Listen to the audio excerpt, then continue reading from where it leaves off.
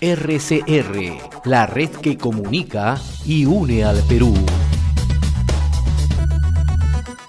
Lo anunciado ya se encuentra como cada semana y le agradecemos la gentileza que tiene con RCR, Red de Comunicación Regional, el doctor Omar Chejay, candidato al Congreso de la República por Lima, por el partido Alianza para el Progreso, encabezando la lista con el número 1, jurista de nota y abogado procesalista. Qué gusto saludarlo, ¿cómo le va? Gracias, José, por la invitación a Red de Comunicación Regional, RCR.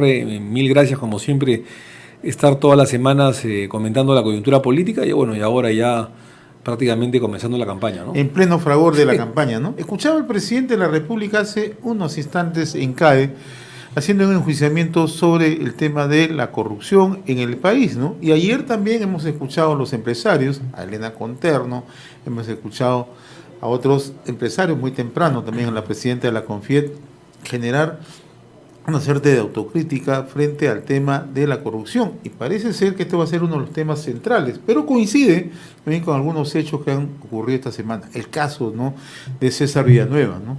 Lo escuchaba con atención ayer en una entrevista en Radio Programa usted que decía Villanueva no puede ser un hecho desapercibido, porque Villanueva ha sido 2 veces presidente del Consejo de Ministros, ha tenido una actuación siempre plena en los últimos meses en nuestro país, en los últimos años en nuestro país, tanto con Ollantumala, tanto con Martín Vizcarra, ¿no? ¿Cómo analiza este tema, no? La corrupción que está allá en todo lugar, ¿no? Sí, efectivamente, y a veces es muy difícil poder, digamos, bloquearla. Por eso yo decía, la corrupción hay que enfrentarla no solamente con sanciones, que está bien, sino también con prevención, es decir, hacer una campaña de valores, de formación de nuestros hijos en mediano y largo plazo, ¿no? Porque finalmente los jóvenes son el futuro del país y esto no se puede permitir.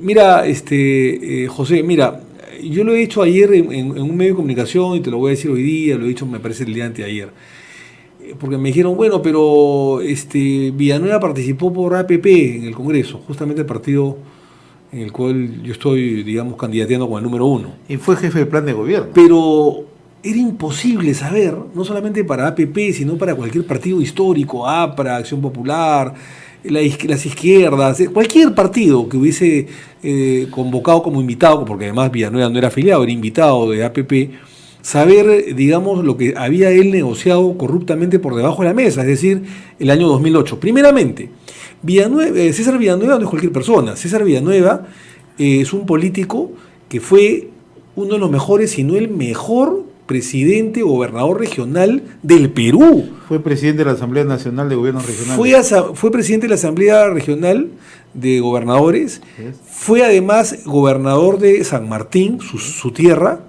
Y además de haber sido gobernador de su tierra, fue tal vez uno de los mejores gestores como gobernadores regionales. Un rating que decía que el mejor gobernador entre los años 2010, 2012, 2013 era justamente el señor César Villanueva. Por eso es que Ollantumala lo convoca a ser presidente del Consejo de Ministros en reemplazo de Juan Jiménez.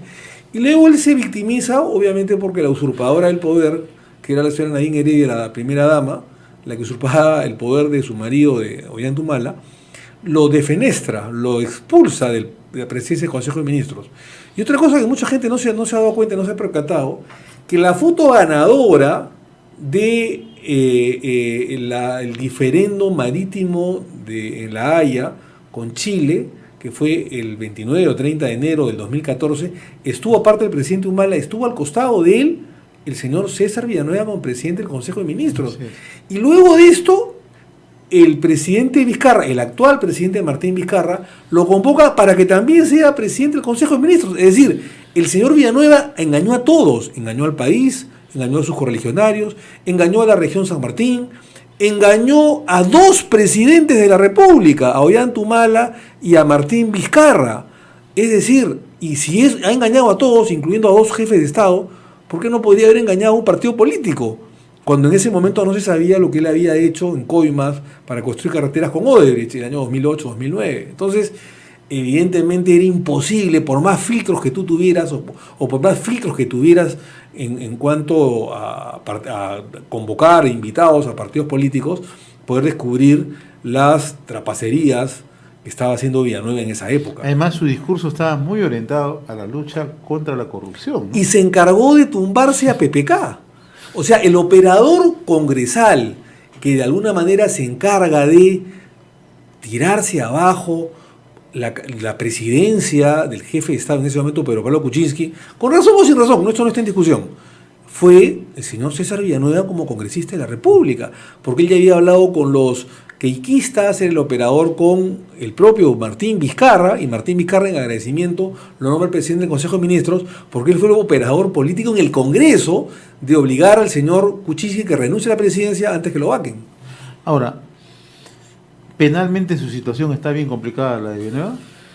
Muy complicada porque, si bien es cierto, un dicho no lo es todo, tiene que ser contrastado con otros medios probatorios, pero entiendo que Odebrecht tiene, digamos, el My Web Day y el Drusius, que son los backups de la caja 2, donde se entregaba dinero. Aparentemente también hay colaboradores eficaces. Y el propio señor Villanueva se ha puesto, digamos, en zona de tiro, porque el día anteayer no solamente lo detienen por corrupción, sino lo detienen por tráfico de influencias. Es decir, estaba tratando con fiscales, topos del equipo especial Lavajato, anticorrupción, de la Fiscalía, de tratar de pasar, digamos, desapercibido y que lo ayuden en los temas legales que él tenía. Por lo tanto, eso es un tácito reconocimiento a los hechos ilegales o corruptos que él habría cometido cuando fue gobernador regional de San Martín. Ahora, siempre para todo imputado o investigado rige el principio de presunción de inocencia. Entonces habrá que esperar una investigación y una sentencia, ya sea absolutoria o condenatoria. Aparentemente por las pruebas será condenatoria, pero más allá de eso, el hecho de haberse puesto en evidencia coordinando, comprando a fiscales para tratar de que lo ayuden a él, ya demuestra de por sí un indicio de responsabilidad. Ahora, Villanueva ha sido un tipo privilegiado en este gobierno, ¿no? Porque yo ponía y le pongo énfasis a que conjuntamente con el presidente Vizcarra, ellos enfilaron toda una campaña de la lucha contra la corrupción. Hay quienes dicen que Villanueva mantenía una posición de privilegio con mucha información clave. En ese sentido, el presidente Martín Vizcarra debería hacer un pronunciamiento tácito sobre ese tema. ¿El silencio que guarda le es favorable en este momento o tiene que salir? Debería ser dos cosas el señor Vizcarra, el presidente de la República. Primero, debería ser un mea culpa, ¿no es cierto? Un mea culpa en el sentido de decir, bueno, reconozco mi error, este señor me engañó, yo no tengo nada que ver, confiaba en él, fue mi amigo, pero lamentablemente él defraudó al país. Eso debería ser, en principio, un presidente de la República, un estadista, que se quiere y que se respeta. Y en segundo lugar, sí puedes dar ciertas explicaciones al país, ¿no? O sea, cómo llegó, en todo caso, el señor Vizcarra a la presidencia de la República. O sea, nosotros sabemos que llegó en gran parte por la negociación que su operador político, el señor Villanueva, le hizo para la renuncia de PPK y el que pudiera constitucionalmente suceder la sucesión constitucional al presidente Kuczynski, cosa que hizo, porque además se reunió con el fujimorismo, con Salaverry, en ese momento que era vocero del fujimorismo, etcétera, en la casa de Salaverry y en casa de otros. Pero el operador principal fue el señor César Villanueva. Entonces hay dos cosas que debería hacer el presidente de la República. Uno, dar explicaciones al país, y dos, pedir perdón, o sea, un mea culpa. Pidiendo un mea culpa no lo hace ni más ni menos el presidente de la República. Es más, creo que de alguna manera la gente alabaría el comportamiento del señor Vizcarra, enaltezaría la figura del señor presidente Vizcarra para decir, bueno, ha cometido un error, hago un mea culpa y vamos hacia adelante, ¿no? Ahora, el otro tema que también de otra manera mantiene una analogía con lo que está ocurriendo en los últimos días, primero la decisión del Tribunal Constitucional, en el caso de Keiko Fujimori. Ayer el Poder Judicial también deja sin efecto la prisión de 8 abogados que actuaron como árbitros en los casos de Odebrecht, ¿no? ¿Qué puede ocurrir? Usted ha sido procurador del Estado, procesalista de nota. ¿Qué es lo que puede ocurrir? Puede venir una avalancha de decisiones hacia adelante para que se tomen, también el Poder Judicial tenga que tomar sus medidas, es decir, bueno, no podemos seguir manteniendo estos casos porque tenemos una opinión pública o un conjunto de acciones que nos pueden ir. Acá hay un problema, yo diría delicado, José. amigos de Red de Comunicación Regional RCR. Porque hay un conflicto no de ahora, sino de hace muchos años entre el Tribunal Constitucional y la Corte Suprema del Poder Judicial, que embarca obviamente a todo lo que es el Poder Judicial y también, como no, la Fiscalía. Porque claro, como los miembros del Tribunal Constitucional se creen que están por encima del Poder Judicial, no respetan muchas veces, la mayoría de veces, los plenos casatorios de la Corte Suprema, que engloban decisiones de 20 o 25 magistrados supremos que se reúnen 1 o 2 días seguidos para evaluar temas de estricto derecho, es decir, por ejemplo, el estándar para prisiones preventivas, para imponer prisiones preventivas, para juicios orales, para comparecencias, para dictar autos de enjuiciamiento, para dictar comparecencias, para sentenciar o condenar. Entonces, no se respeta esto porque lamentablemente el Tribunal Constitucional se cree un poder omnímodo que está por encima incluso de la Corte Suprema. Y hay choque de poderes, eso está clarísimo, no de ahora, ya tiene varios años. El gran problema acá es que mientras el Poder Judicial, con todos los problemas que tiene, incluso de corrupción, son jueces, digamos, de larga data, son jueces de carrera, son jueces que tienen 10, 20, 30 años, sobre todo los que llegan a la Corte Suprema, los del Tribunal Constitucional son jueces políticos. Son jueces que son nombrados a dedo. ¿Por quién? Por el Congreso de la República. Entonces, si tú te das cuenta, lo dije en su debida oportunidad, no estoy cambiando nada el día de hoy, que ha pasado más de año y medio. Hace año y medio liberaron, después de 10 meses de prisión, a Ollanta-Humala y Nadine Heredia, el propio TC, el propio Tribunal Constitucional. Y lo hizo contra la voluntad de 10 jueces del Poder Judicial, primera, segunda y última instancia de Corte Suprema. Dijeron, no señor, hay peligro de fuga, hay delito, los señores tienen que, mientras se haga el proceso, seguir en prisión preventiva. ¿Y qué pasó con el TC? Una habeas corpus, el Tribunal Constitucional, por 4-3 en mayoría, se dividió y votó a favor de la libertad de Ollanta-Humala y Nadine Heredia, después de 10 meses de prisión de ambos. Claro, después sale a decir Blume, bueno, pero esto no es una absolución, porque sí es su proceso. Pero ya los liberas con el riesgo de que se fuguen. Potencialmente son señores que se pueden fugar, por la plata que tienen, contactos, etc. Y si te das cuenta, y acá viene el tema, la votación de aquella oportunidad, que fue a fines de abril o mayo del año pasado, se reduce a que los que fueron elegidos por la bancada mayoritaria del nacionalismo votaron a favor de la libertad de Ollanta y Nadine, ¿no es cierto? Entre ellos el señor Eloy Espinosa Saldaña, entre ellos, que fue el candidato de cajón del nacionalismo, y otro más, ¿no es cierto? Y también el señor Blume, ¿no? Ya, que fue un candidato de consenso de las dos bancadas.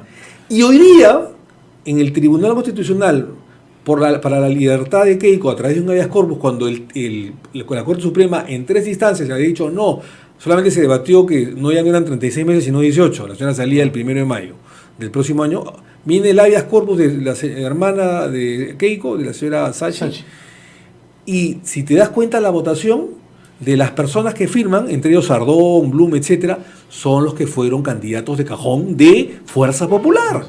Entonces, yo creo que una tarea nuestra de llegar al Congreso sería, entre otras cosas, primero, elegir de una vez a otro Tribunal Constitucional, no por esto, sino porque ya se les ha vencido el plazo.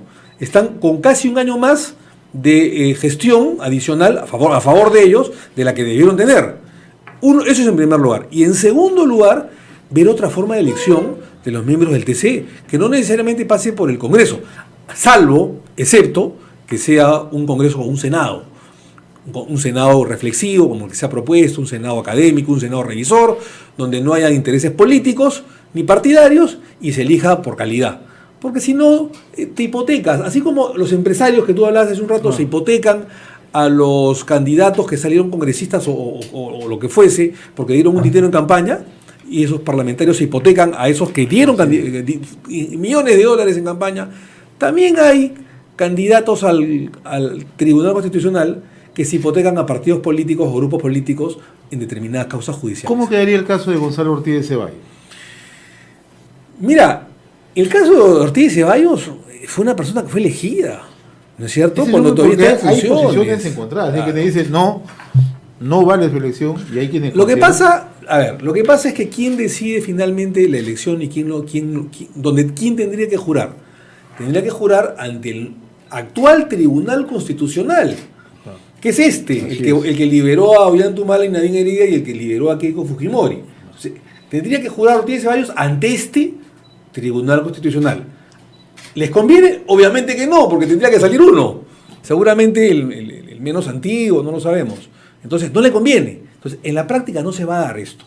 O sea, en la práctica estoy convencido de que al final se va a anular esto, se va a anular su elección y va a tener que procederse a otra elección de 6 de los 7 miembros del TC, porque, bueno, el único que tendría todavía unos años más por haber sido elegido después es el señor Ferrero Costa, ¿no? Augusto Ferrero Costa.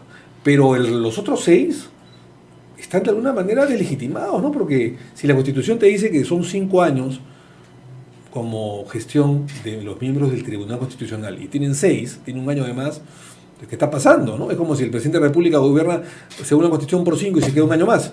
Y ha habido veces, como la del 2014, que se tuvo que elegir a estos miembros del TC, porque los anteriores, señores, claro, no tienen la culpa, probablemente tenían 7, 8, 9 y uno tenía 10 años. O sea, tenía una reelección tácita sin haber sido elegido, porque nadie se ponía de acuerdo para cambiar a los miembros del TC. Entonces yo creo que son reformas políticas que hay que hacer, José, que son muy importantes, porque si no se dan estos problemas legales que van en contra de lo que ha dictaminado la Corte Suprema y todo el Poder Judicial en general, ¿no? Hablemos de la campaña.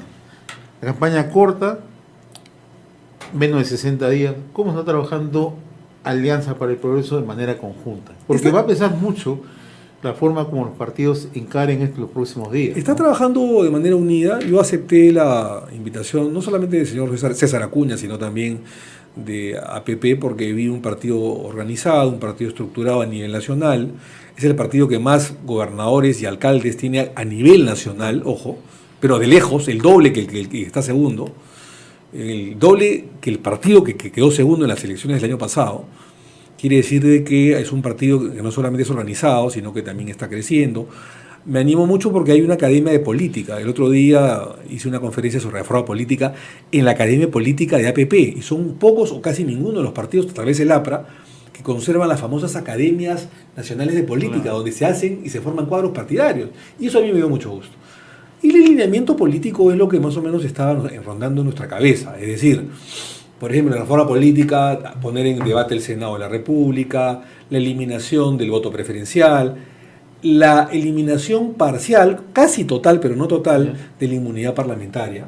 Los únicos casos que no se debería eliminar la inmunidad parlamentaria sería para los casos de los miembros de la Comisión de Fiscalización o los miembros de comisiones ad hoc que investiguen irregularidades o corrupción de funcionarios, de ministros, gobernadores, alcaldes, porque al no tener el congresista que investiga inmunidad parlamentaria, sería muy fácilmente vulnerable por el investigado corrupto, que le interpondría una denuncia falsa y con eso bloquearía las investigaciones.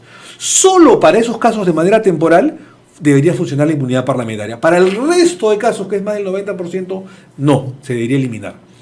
Estamos pensando en los PECs, te lo dije, creo, me parece la vez pasada, en los peruanos en el extranjero. Yo creo que los peruanos en el extranjero, que son más de 3 millones, deberían tener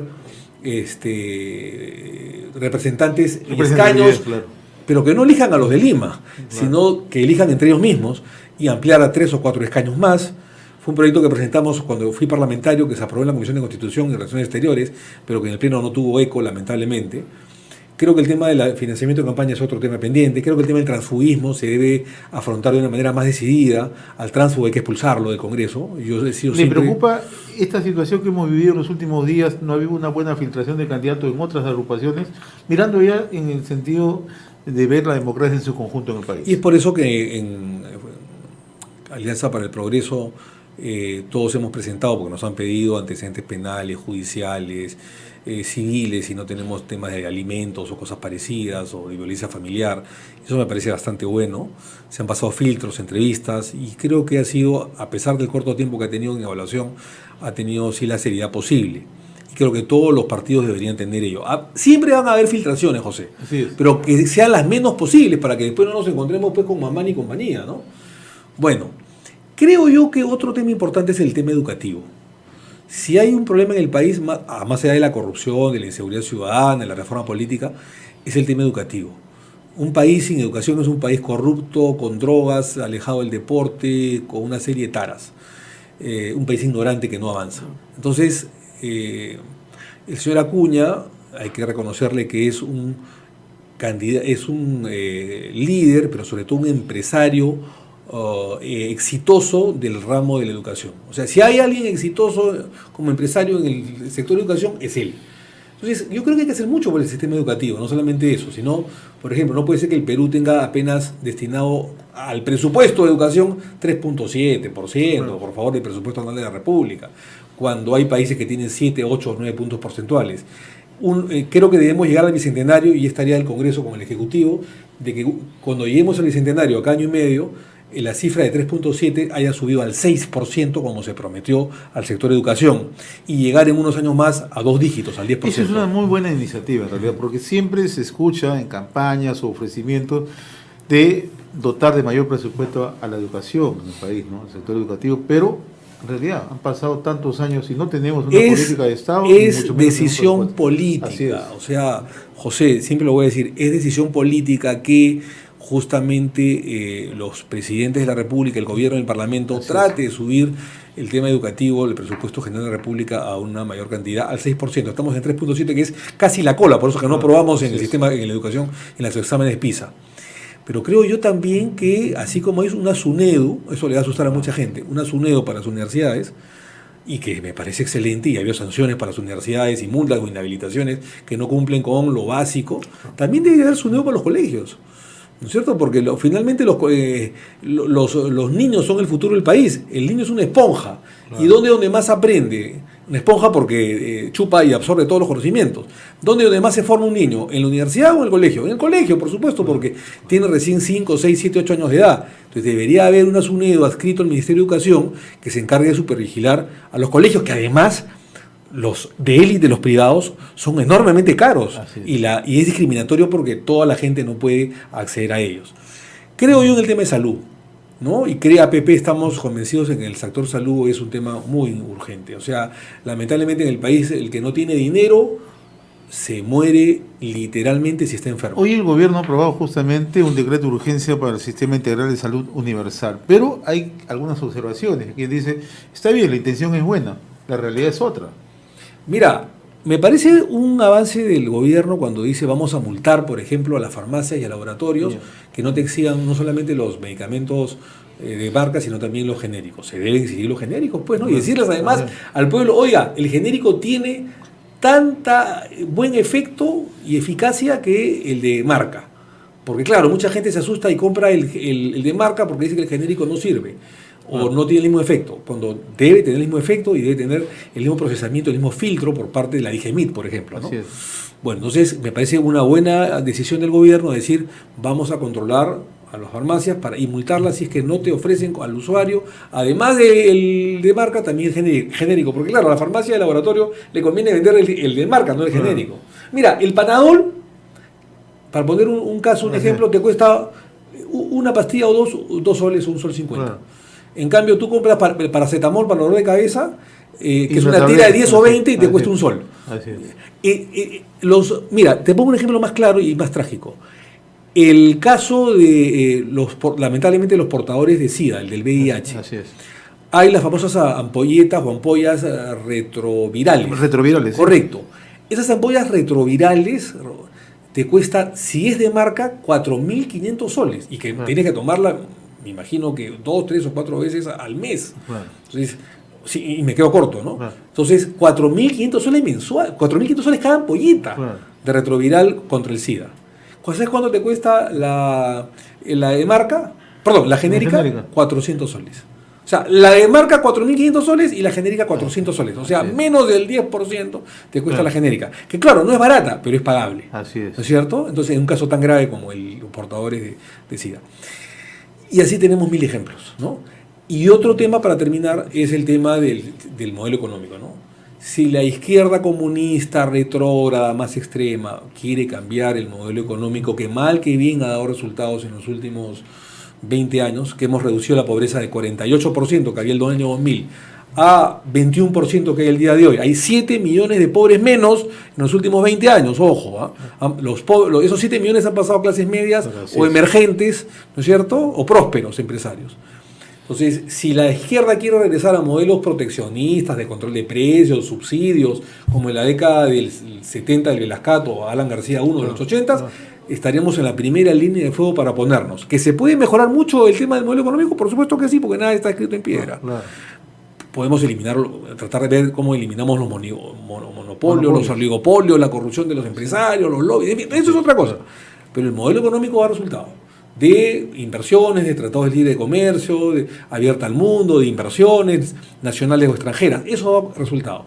Y un país que ha dado resultado en modelo económico y que estamos a la vanguardia junto con México, Colombia y Chile, donde formamos la Alianza del Pacífico, no podemos retroceder, José.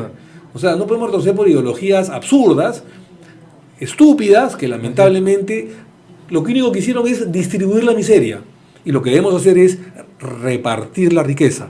Si hay algo que hacer en el modelo económico es que tenga rostro humano, que ese crecimiento económico de 6 puntos por ciento y ahora de 3 puntos por ciento anual debe llegar al bolsillo de todos los peruanos. Hay que humanizarlo.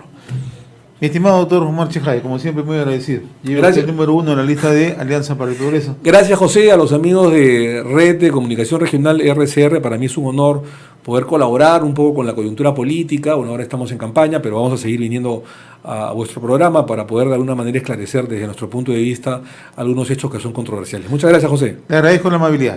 RCR, la red que comunica y une al Perú.